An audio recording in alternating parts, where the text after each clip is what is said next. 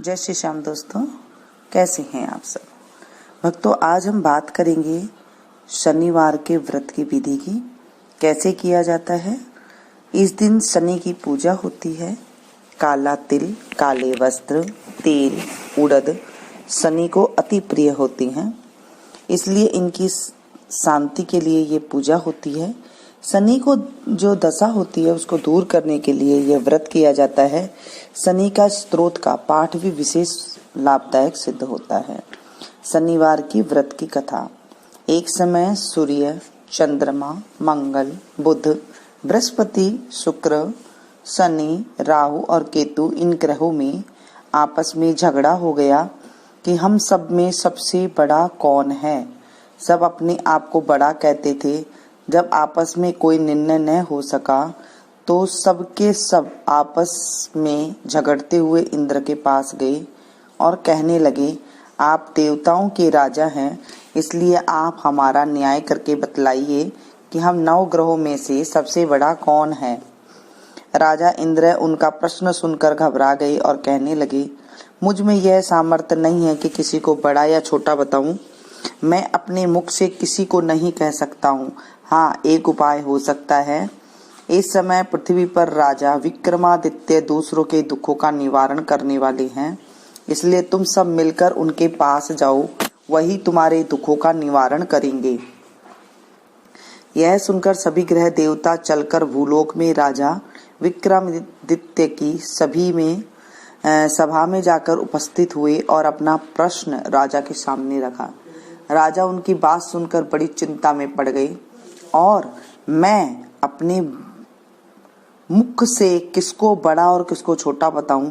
जिसको छोटा बताऊंगा वही क्रोध करेगा। परंतु उनका झगड़ा निपटाने के लिए उन्होंने एक उपाय सोचा कि सोना, चांदी, कांसा, पीतल, सीसा, रांगा, जस्ता, अभ्रक और लोहा 9 धातुओं के 9 आसन बनवाए। सब आसनों को क्रम में जैसे सोना सबसे पहले, लोहा सबसे बाद में बिछाए। इसके बाद राजा ने सब ग्रहों से कहा कि आप सब अपने अपने आसनों पर बैठिए। जिसका आसन सबसे आगे है वह सबसे बड़े और जिसका आसन सबसे पीछे वह सबसे छोटा जानिए। क्योंकि लोहा सबसे पीछे था और वह शनिदेव का आसन था, इसलिए शनिदेव ने समझ लिया कि राजा ने मुझको छोटा बना दिया है। इस पर शनिदेव को बड़ा क्रोध आया और कहा, राजा तू मेरे पराक्रम को नहीं जानता। सूर्य 1 राशि पर 1 महीना, चंद्रमा 2.25 दिन, मंगल 1.5 महीना, बृहस्पति 13 महीने, बुध और शुक्र 1 महीने, परंतु मैं 1 राशि पर 2.5 अथवा 7.5 साल तक रहता हूँ। बड़े बड़े देवताओं को भी मैंने भीषण दुख दिया है। राजन सुनो, राम जी को 7.5 आई तो वनवास हो गया और रावण पर आई तो राम और लक्ष्मण ने सेना लेकर लंका पर चढ़ाई कर दी, रावण कुल का नाश कर दिया था। हे राजा, अब तुम सावधान रहना। राजा कहने लगा, जो कुछ भाग्य में होगा देखा जाएगा। उसके बाद अन्य ग्रह तो प्रसन्नता से साथ चले गए, परंतु शनिदेव बड़े क्रोध के साथ वहां से गए। कुछ काल व्यतीत होने पर जब राजा की 7.5 की दशा आई तो शनिदेव घोड़े के सौदागर बनकर अनेक सुंदर घोड़ों के सहित राजा की राजधानी में आए। जब राजा ने सौदागरों के आने की खबर सुनी तो अपने अपने अश्वपाल को अच्छे अच्छे घोड़े खरीदने की आज्ञा दे दी। अश्वपाल ऐसी अच्छी नस्ल के घोड़े देखकर उनका मूल्य सुनकर चकित हो गया और तुरंत ही राजा को खबर कर दी। राजा उन घोड़ों को देखकर एक अच्छा सा घोड़ा चुनकर सवारी के लिए चढ़ा। राजा के घोड़े के पीठ पर चढ़ते ही घोड़ा जोर से भागा। घोड़ा बहुत दूर तक एक बड़े जंगल में जाकर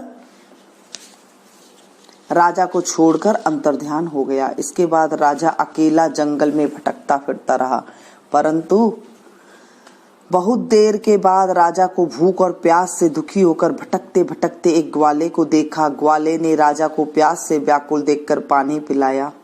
राजा की अंगुली में एक सोने की अंगूठी थी। राजा ने वह अंगूठी निकालकर प्रसन्नता से ग्वाले को दे दी और शहर की ओर चल दिया। राजा शहर में पहुंचकर एक सेठ की दुकान पर जाकर बैठ गया और अपने आप को उज्जैन का रहने वाला तथा अपना नाम वीका बताया। सेठ ने उसको एक कुलीन मनुष्य समझकर जल आदि पिलाया। भाग्यवश उस दिन सेठ की दुकान पर बिक्री बहुत अधिक हुई। तब सेठ ने उसको भगवान पुरुष समझकर भोजन कराने के लिए अपने साथ ले गया। भोजन करते समय राजा ने आश्चर्य की बात देखी कर खूंटी पर हार लटक रहा था, वह खूंटी उस हार को निकल गई। भोजन के बाद कमरे में आने पर जब सेठ ने कमरे पर हार न मिला तो सबने यह निश्चय किया कि सिवाय बीका के और कोई इस कमरे में नहीं आया था, अतः अवश्य ही उसी ने हार चोरी किया है। परंतु बीका ने कहा कि हार मैंने नहीं लिया है। इस पर 5-7 आदमी इकट्ठे होकर उसको फौजदार के पास ले गए। फौजदार ने उसको राजा के सामने उपस्थित कर दिया और कहा, यह आदमी ने भला प्रतीत होता है, चोर मालूम नहीं होता है, परंतु सेठ का कहना है इसके सिवाय और कोई घर में नहीं आया है, अवश्य ही चोरी इसी ने की है। तब राजा ने आज्ञा दी इसके हाथ पैर काटकर चौरंगिया किया जाए। राजा की आज्ञा ने तुरंत पालन किया गया और बीका के हाथ पैर काट दिए गए। इस प्रकार कुछ काल व्यतीत होने पर एक तेली उसको अपने घर ले गया और कोल्हू पर बिठा दिया। बीका उस पर बैठा हुआ अपनी जबान से बैल हाँकता रहा। शनि की दशा समाप्त हो गई और एक रात को वर्षा ऋतु के समय वह मल्लार राग गाने लगा। उसका गाना सुनकर उस शहर के राजा की कन्या उस राग पर मोहित हो गई और दासी को खबर लाने को भेजा कि शहर में कौन गा रहा है। दासी सारे शहर में फिरती फिरती क्या देखती कि तेली के घर चौरंगिया राग गा रहा है। दासी ने महल में आकर राजकुमारी को सब वृतांत सुना दिया। बस उसी क्षण राजकुमारी ने अपने ही मन यह प्रण कर लिया कि यह चाहे कुछ भी हो, मुझे उस चौरंगिया के साथ ही विवाह करना है। प्रातः काल होते ही जब दासी ने राजकुमारी को जगाना चाहे तो राजकुमारी अनशन व्रत लेकर पड़ी थी। तब दासी ने रानी के पास जाकर राजकुमारी के न उठने का वृत्तांत कहा। रानी ने तुरंत ही वहां जाकर राजकुमारी को जगाया और उसके दुख का कारण पूछा तो राजकुमारी ने कहा, माँ, मैं यह प्रण कर लिया है कि तेली के घर में जो चौरंगिया है उसी के साथ विवाह करूंगी। माता ने कहा, पगली, ये क्या बात कर रही है? तेरा किस देश के राजा के साथ विवाह किया जाएगा? राजकुमारी कहने लगी, माँ, मैं अपना प्रण कभी नहीं तोड़ूंगी। माता ने चिंतित होकर यह बात राजा को बताई। तब राजा ने भी आकर समझाया, मैं अभी देश देशांतर में अनेक दूत भेजकर सुयोग्य रूपवान एवं बड़े से बड़े गुणी राजकुमार के साथ तुम्हारा विवाह करूंगा। ऐसी बात सुनकर तुमको कभी नहीं सोचनी चाहिए। राजकुमारी बोली, पिताजी, मैं अपने प्राण त्याग दूंगी परंतु किसी दूसरे से विवाह नहीं करूंगी। इतना सुनकर राजा ने क्रोध से कहा, यदि तेरे भाग्य में ऐसा ही लिखा है तो जैसी तेरी इच्छा हो वैसे ही कर ले। राजा ने तेली को बुलाकर कहा, तेरे घर चौरंगिया है, उसके साथ में अपनी कन्या का विवाह करना चाहता हूँ। तेली ने कहा, यह कैसे हो सकता है? कहाँ आप हमारे राजा और कहाँ मैं नीच तेली। परंतु राजा ने कहा, भाग्य में लिखी को कोई नहीं टाल सकता, अपने घर जाकर विवाह की तैयारी करो। राजा ने उसी समय तोरण और बंदरवाल लगवाकर अपनी राजकुमारी का विवाह चौरंगिया विक्रमादित्य से कर दिया। रात्रि को जब विक्रमादित्य और राजकुमारी महल में सोए तो आधी रात के समय शनिदेव ने विक्रमादित्य को सपने में कहा, राजा, कहो मुझको छोटा बतलाकर तुमने कितना दुख उठाया। राजा ने क्षमा मांगी। शनिदेव ने प्रसन्न होकर विक्रमादित्य के हाथ पैर दिए। तब राजा ने कहा, महाराज, मेरी प्रार्थना स्वीकार करें कि जैसा दुख आपने मुझको दिया है ऐसा और किसी को न दे। शनिदेव ने कहा, तुम्हारी यह प्रार्थना स्वीकार है। जो मनुष्य मेरी कथा सुनेगा या कहेगा उसको मेरी दशा में कभी किसी प्रकार का दुख नहीं होगा और जो नित्य मेरा ध्यान करके चींटियों को आटा डालेगा उसके सारे मनोरथ पूर्ण होंगे। इतना कहकर शनिदेव अपने धाम चले गए। राजकुमारी की आंख खुली और उसने राजा के हाथ पैर देखे तो उसे बड़ा आश्चर्य हुआ। उसको देखकर राजा ने अपना समस्त हाल कहा कि मैं उज्जैन का राजा विक्रमादित्य हूँ। यह बात सुनकर राजकुमारी अत्यंत प्रसन्न हुई। प्रातःकाल राजकुमारी ने उसकी सखियों को पूछा तो उसने अपने पति का सारा वृत्तांत कह सुनाया।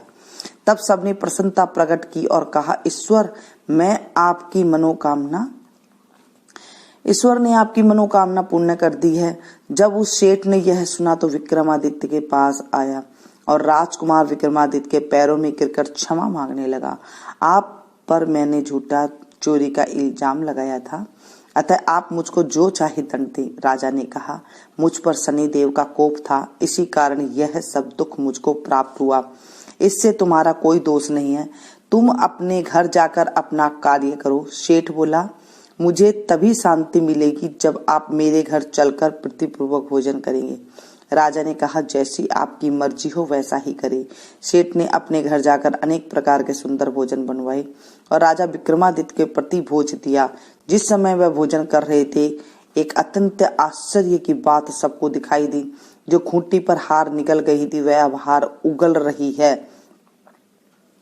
जब भोजन समाप्त हो गया तो सेठ ने हाथ जोड़कर बहुत सी मोहरे राजा को भेंट की और कहा, मेरे श्री कंवरी नाम की एक कन्या है, उसका परिग्रहण आप करें।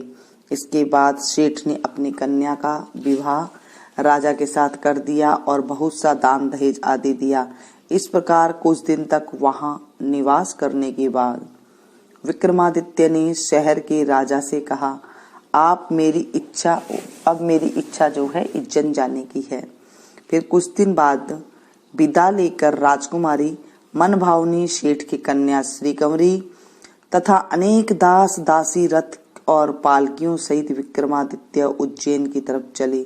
जब शहर के निकट पहुंचे और पूर्ववासियों ने राजा के आने का संवाद सुना तो समस्त उज्जैन की प्रजा अगवानी के लिए आई। तब बड़ी प्रसन्नता के साथ राजा ने अपने महल में पधारे। सारे शहर में बहुत बड़ा महोत्सव मनाया गया और रात्रि को दीपमाला की गई।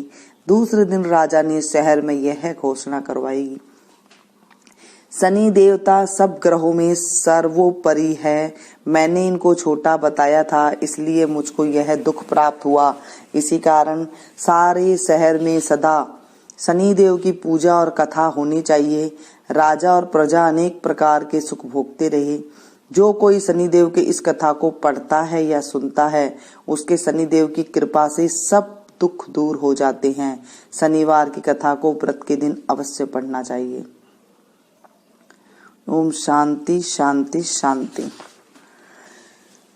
शनिश्चर बाबा सूरज के तपधारी, शनिश्चर बाबा हम सब है तेरे पुजारी। शनिश्चर बाबा हम है तेरे प्राणी, शनिश्चर बाबा रखियो लाज हमारी। गंगा न लागी जमुना न लागा, लागा नदिया सारी। समंदर के तो ऐसो लागा, खारा तो कर दिया पानी।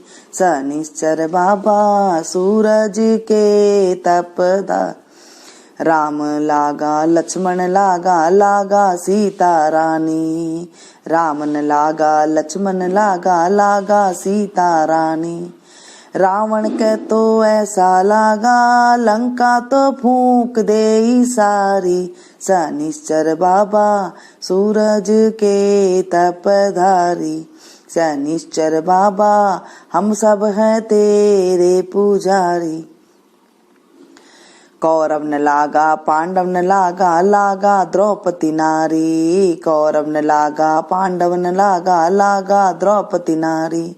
दुर्योधन कैसा लागा, कुनबा ने फूंक दे सारी। शनिश्चर बाबा सूरज के अवतारी, शनिश्चर बाबा सूरज के तपधारी।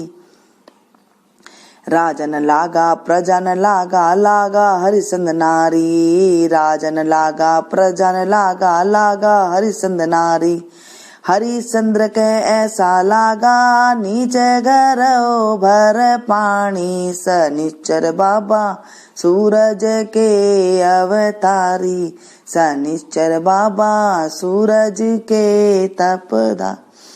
धरती न लागा अंबर न लागा, लागा 9 लाख तारा।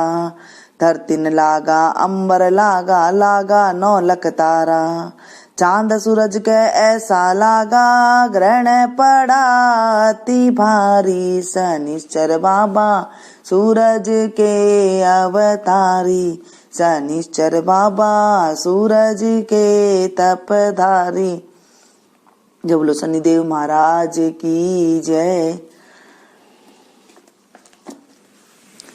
भक्तों, इस कहानी को जब हम सुनते हैं तो हमें भी जो है शनि की दशा से, प्रकोप से हमें बच जाते हैं। तो इस कहानी को ज्यादा से ज्यादा इसे शेयर कीजिएगा और पसंद आई तो प्लीज एक लाइक जरूर दीजिएगा। मिलती हूँ मैं फिर से एक नई कथा के साथ। Thank you.